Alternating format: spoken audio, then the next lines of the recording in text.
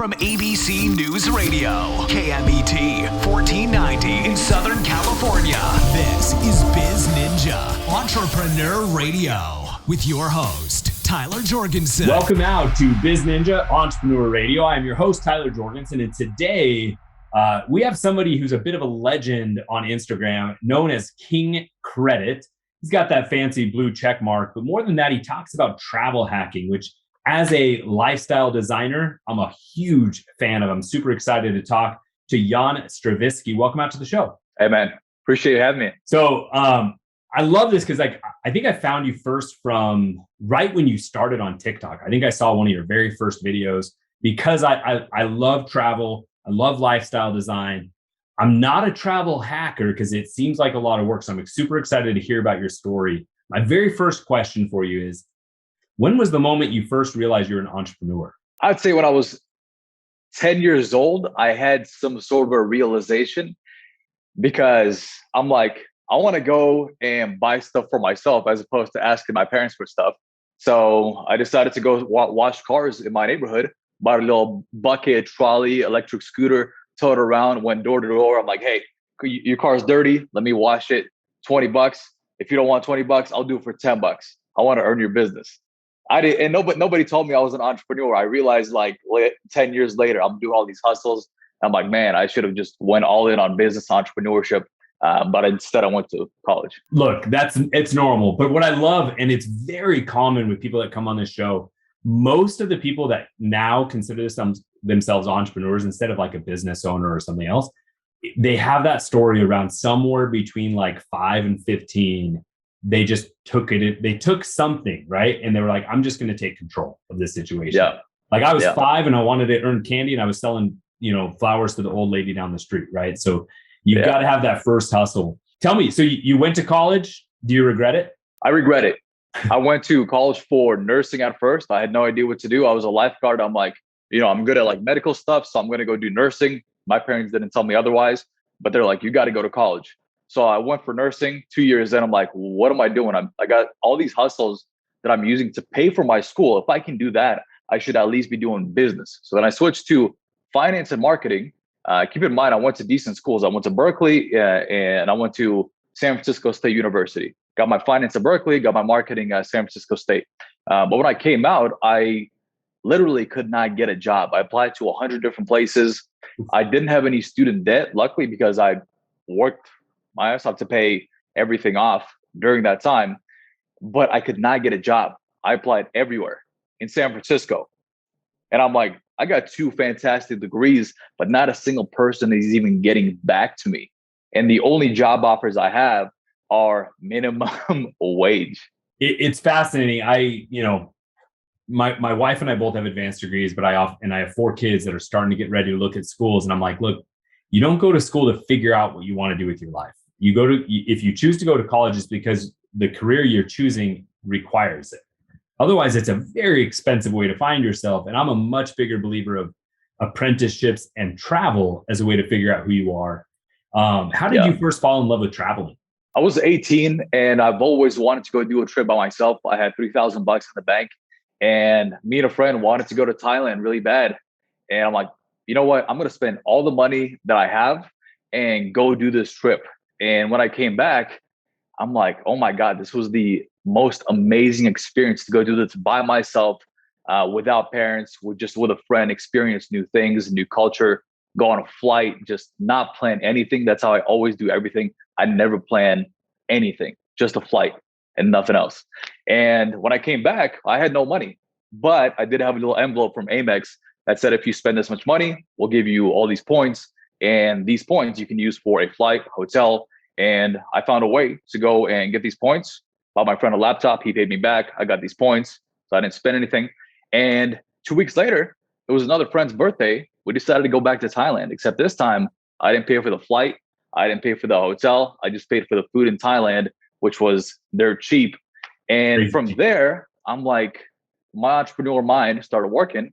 And I'm like, there's got to be a way to continue doing this on scale. And so I started learning about points, rewards, how to get those points continuously, get more credit cards, more bonuses, more statuses.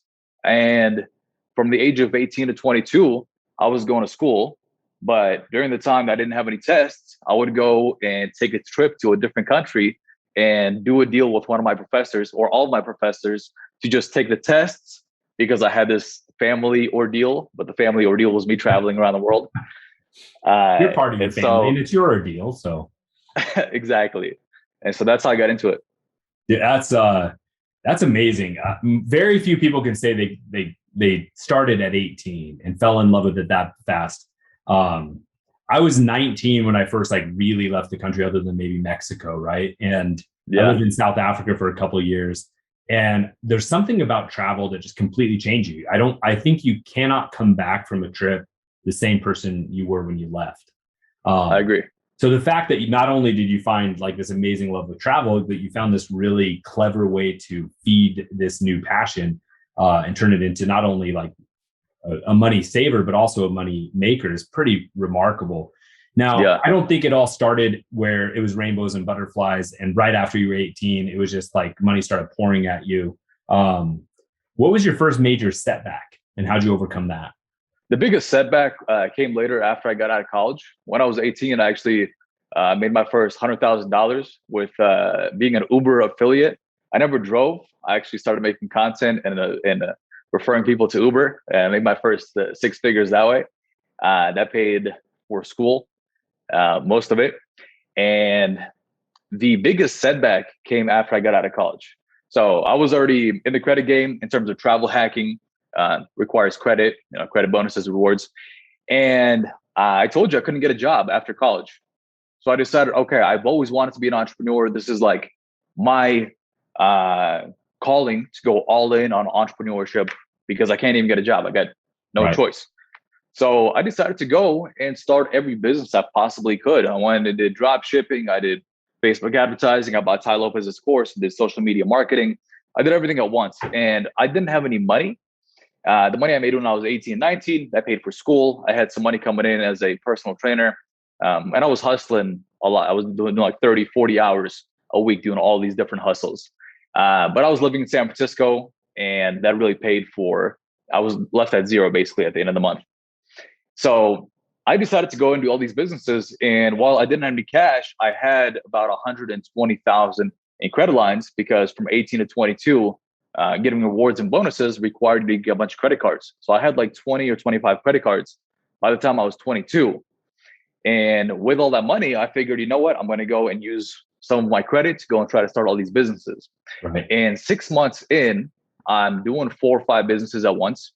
I'm spending on my credit cards to go and test. Keep in mind, I've never done these businesses. I've only taken a course. I'm doing all of them at once.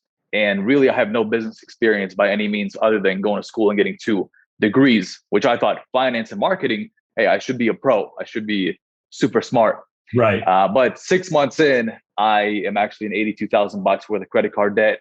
I'm paying the banks $4,000 in interest. I'm making half of that in income, and still I have money that needs to be paid towards, utilities, rent, food. And that was my rock bottom. I think it was like 22, 23. That was my rock bottom because 82K in debt, credit went from like a 750 to a 490. I got collections. I'm being sued. And it was a very, very bad situation. Yeah. Not only you have the debt and the interest, but you start losing your ability to get those points and you can't take the trips to go recharge. So what was your turning point? You hit rock bottom. Something had to happen. Was there a catalyst? Was there a moment? Was there somebody that reached out to help? What happened and how'd you navigate out of that?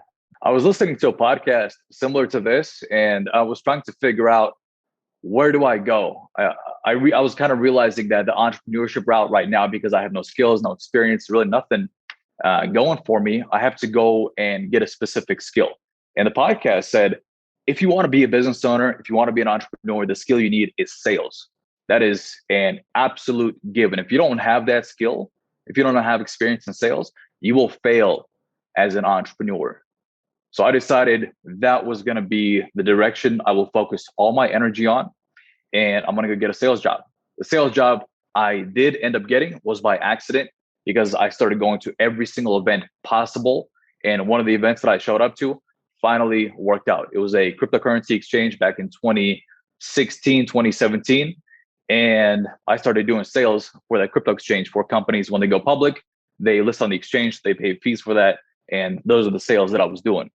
Gotcha. I started making decent money month 2 and 3. I couldn't close a single sale until then. But when the first sale came in, like a fire lit up. And man, 2 months after that, I became the number one salesperson in that company simply because I put myself in a position where it was either I make it or I'm done. I go into bankruptcy, I leave the country. I don't know what I was going to do. I'm like, this is the only option I have and I cannot mess it up. And so I started making money. I was doing about maybe $7,000 to $15,000 a month. And that was going towards a lot of the debt that I had. But at the same time, I realized I gotta figure out how credit works, primarily how to fix it, and then understand how to use it for business. Because I understood the travel hacking part, the rewards, the bonuses, but I had no idea how to use it for business. So I first spent my time on the sales job, 10 hours a day. I was doing every single day. I was, by the way, travel hacking my way to different cities to go get leads, which I wasn't even supposed to do, but that's what took me to number one of the sales company. And 2, I was focusing on credit repair the entire time, how to go and fix my credit, figure out these collections, these lawsuits. And finally, in 6 months, I'm still doing probably about 10 to 15,000 a month from the sales job. I paid off a lot of my debts and figured out in that time how to fix my credit and actually not pay like 30K of these collections and still get a credit score of 750 during that time. That's a lot of different things you were able to figure out at the same, and that's not normal. But the nice thing is that you learned through all of this, and now you're sharing your information. So let's start with a little bit of like why you're now called like your Instagram King Credit, right? Yeah. Is that because of travel hacking? Is that because you like to help people repair their credit scores? Is it a little bit of all of it? Why'd you pick that as a personal brand? King Credit is because credit literally has initially ruined my life. And now it's helped build everything that I have. All the money that I've made, that I've saved, and the lifestyle that I live is because of credit. I realized that 90% of people, because credit is going to be a part of their life, it's either going to destroy their life, keep them financially enslaved, or they can go understand it, learn it, and leverage it to help them make money, save a lot of money, and obviously get the everyday things like being able to get an apartment, a car, save hundreds of thousands of dollars on interest over a lifetime. And so that's why I picked King Credit. I have the story, the incredible story that, almost bankrupted me and I failed at life to turning it around and using the same exact thing to build up this amazing life that I have, which by 26, I went to 49 countries, a couple $1 million in free travel. That money that I would have paid for travel, I put back in the business to go and make more money. And at the same time, I'm leveraging credit to go and invest, to go fund businesses to increase the cash flow. So it's a 3-way street. It's one, you get all the everyday things, save an insane amount of money, not be financially enslaved to these banks, the governments. 2, obviously go get free travel, and 3, make more money. Absolutely. So let's talk a little bit about the inspiration of what you do in traveling, right? So you've got some amazing stuff on your Instagram, on your TikTok about like travel hacks. Share a few of the travel hacks that a lot of people just don't even know exist. A lot of the travel hacks, for example, the basic ones really start with understanding credit bonuses and rewards that credit cards provide to you. A website that anybody can just go to and get started with understanding how credit card rewards work is called uscreditcardguide.com. uscreditcardguide.com. Lists all the major credit cards, all the bonuses, when you should be applying, what are the biggest bonuses, what you need to do to get those bonuses. And getting those bonuses is one thing. Understanding how to use those points and rewards is another thing. Because while people get 100,000 of UR points, for example, that's from Chase, they might be able to get, the average person that doesn't know how to use them might be able to go and get, 2 round trip flights within the state. I'll go and use those points to get 3 round trip flights around the world. So there's many little different details, but that's kind of the first part is go to that website, understand how rewards work, what credit cards give you what, And that's really the basic first step that everybody should take. Awesome. So just beginning with awareness, beginning with understand they exist, that those points, they're out there, but there's different ways to use them to get maximum value. What is your ultimate travel hack that you've ever, like, what's your biggest win in the game? Biggest win. I mean, this obviously goes to more of the advanced travel hacks, but that is getting insane flights and hotels that cost upwards of hotels $2,000 a night, or flights that cost $9,500, $11,000 for a flight, that I'm getting for about 95 to 99% off. So I'll give you an example. Last year I was in London before the pandemic, so flights were still extremely expensive. It was like a 21,000 round trip flight. I got it for about $300. See, that's the kind of dollar and savings that it sounds unbelievable. It's like, no way, right? Like people believe, oh, maybe you got it half price, or you got it at maybe even 75, but like that's like cheaper than economy, and you're flying in the lay flat luxury beds, right? And crazy stuff. That's amazing. What, as you've continued to evolve, right? As you went through your story of college student, trying to start businesses, going and getting the skills, which I love that, going and kind of finding an apprenticeship. What are you doing in your business now differently now that you've gone through this kind of cycle? I've got two really main businesses in the credit space. One is teaching how to go and leverage your credit repair, and travel hacking. And two, actually doing credit repair. So anybody that doesn't want to go and learn themselves, doesn't have time, and they want to get their credit completely fixed. And this is mainly for people that have many collections accounts and have really bad credit, and they want someone to do it. That's the other part of the business. But if they have like small remarks, late payments, a couple of small things, I urge everybody to go learn it themselves, because those things come up. And if you don't understand how to deal with them, it's just going to set you back so far. Time, money, opportunities, everything else. But in terms of differently in the business, I mean, every single month I'm evolving, because I'm figuring out this can be done better. This can be done better. Here's a new method that I can implement. So I'm doing differently from last month. I mean, you said you went and learned sales, right? Yeah. Like that was something that was super important into the business. I totally agree. Every business needs a rainmaker. Every entrepreneur needs to, it doesn't matter how good your business idea is. If you can't bring in cash, it's not going to thrive.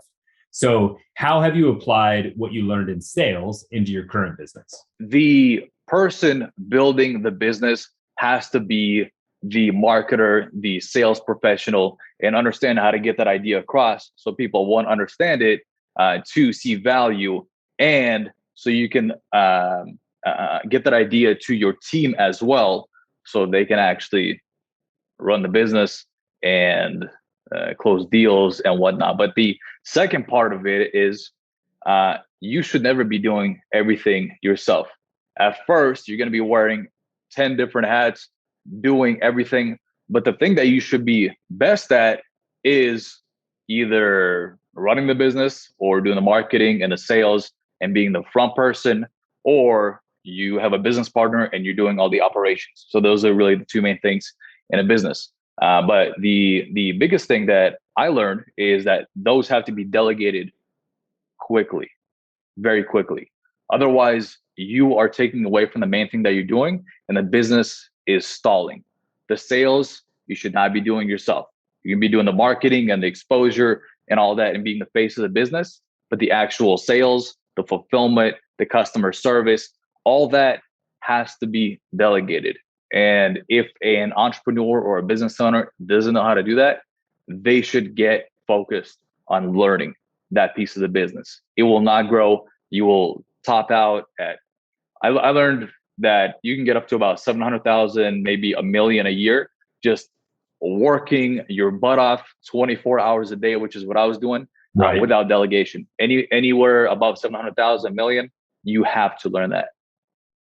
Yeah, I think what's interesting is a lot of entrepreneurs get started early, and not all of them go through like having a job or working for somebody else or having that experience. One of the things that you can learn from that is most careers, most jobs, you're doing one or two core things. You're not doing everything, right? And so, and it's amazing, like when you go through like even like some of the basics of what Robert Kiyosaki teaches with the cash flow quadrant, right? So many people get stuck in the business owner, like in self-employed, which is just like worse than being an employee because you have all this risk and you don't have stability. But you got to transition into business owner, which means letting go of all of the responsibility, all of the roles, and delegating. I'm a huge fan of delegating. I think I love how Tim Ferriss talks about you got to eliminate before you delegate, make it as simple as possible. And I think that exercise is such a powerful thing. What was your first? Have you started growing a team? Yeah.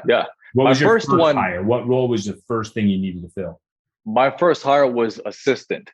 Because I was doing so many just basic things in the business, like sending out emails, answering for appointments, setting appointments, answering support DMs. I mean, I was spending like 6 hours a day doing all those things instead of just spending all my time marketing and growing the business. So that took a lot of load off for sure. The second hire was a salesperson, because I was doing all the sales, and my first thought, which is every single entrepreneur's first like opinion of their businesses, I'm the best at it. Nobody else can do it, so I should continue doing it. That's not the case. You can't grow like that past even a couple $100,000 sustainably, and go past 6 months at least without completely burning out. Most entrepreneurs aren't by nature phenomenal salespeople, right? Maybe they have some sales skills, or they're passionate, or they know. And so to have somebody who's a specialist, that that's all they do, and they're an expert at it, they're probably going to do better. Now, will they know that? Will they have the same breadth of knowledge, the same background? No, but that's not what they need. They need to sell.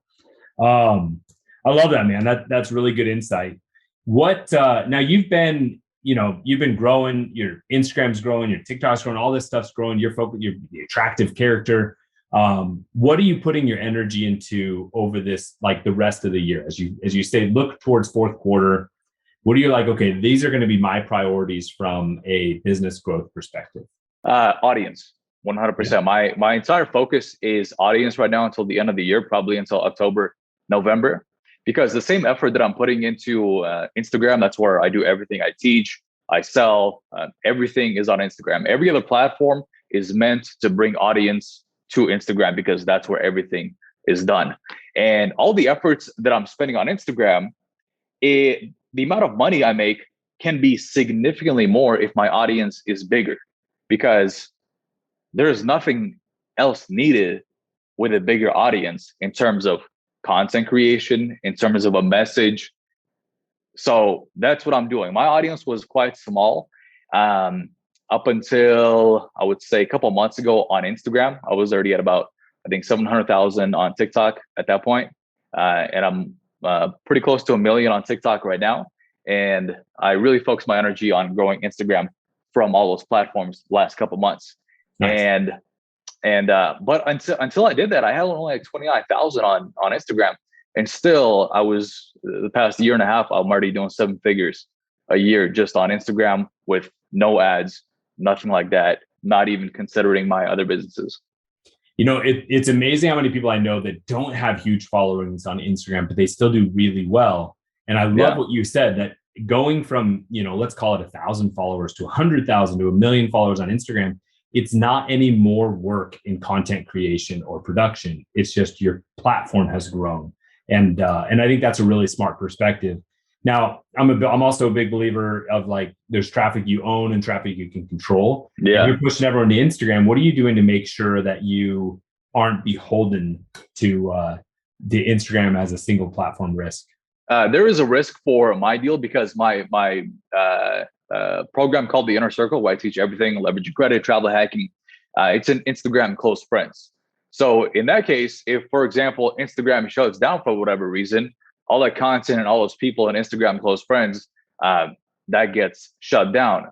However, I always keep a backup of everybody's information, all the content. So in the case that happens, I move everybody else to my separate site, and I already have it built out as a backup. However, being on Instagram close friends, everybody is already on Instagram every single day. So my delivery of content, support, that they can just DM me or my team and get a question immediately without having to do an email, go to a separate site. It's right there. The convenience love the convenience of is it far outweighs the risk. I'm a big believer of meeting people where they are instead of trying to change their habits, right? The number of like different masterminds or things that I've been involved in where they're like, okay, I know that you're over here, but if you'll come join us in this place, I'm like, I'm already visiting enough places each month, right? And now I have to remember to go over there. It's not going to happen. So I think I get that. I think that's smart. I'm glad to hear that you have a backup. Now, again, this interview is a little different because usually I'm talking to people who are like head down in their business and not traveling, not doing things. And I'm kind of like reminding them that that's a important part of life. That being said, what is one personal item, not business driven, on your bucket list you're going to accomplish in the next 12 months? I'm trying to figure out what 50th country I'm going to be hitting in the next month. What's the short list? The short list is Colombia, Greece, Dominican, and one other place.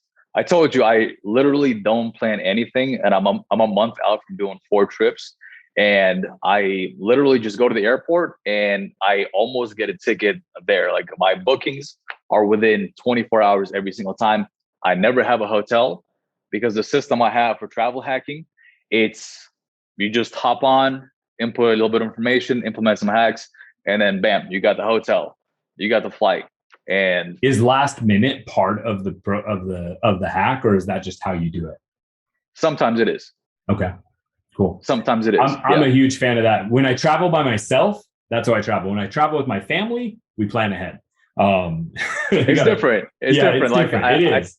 But it's a ton of fun. I mean, to travel like that is a blast. Hey, it's been awesome having you out on the show. I hope everybody go follow Jan at Instagram.com/King Credit. So on Instagram, it's pretty easy to find King Credit. Follow him there. Watch all his stories. He shares a ton of information about travel hacking and hacks that he's actively doing, and find out where he goes on his 50th country here coming up. Jan, thank you so much for coming out on the show. Absolutely. Really appreciate you. Any last remaining words of wisdom? I think if anybody wants to go just learn free content, go to my Instagram, go to IGTV. I've done 10 to 20 hours on credit repair, on funding, on travel hacking, everything credit related, literally 10 to 20 hours that people can literally get the basics on and just learn about everything that I do. And if they want to go implement it in their life, fantastic. There's a lot of details on everything that we talked about today. Awesome. Thank you so much for coming out. Now, my Biz Ninjas, wherever you are listening, it's your turn to go out and do something. Thank you for listening to Biz Ninja Entrepreneur Radio with Tyler Jorgensen. Please make sure to subscribe so you're first to hear new interviews and episodes. If you found this podcast to be valuable, please share it with a friend. Don't forget to visit our online dojo at bizninja.com to claim your reward for listening to the show.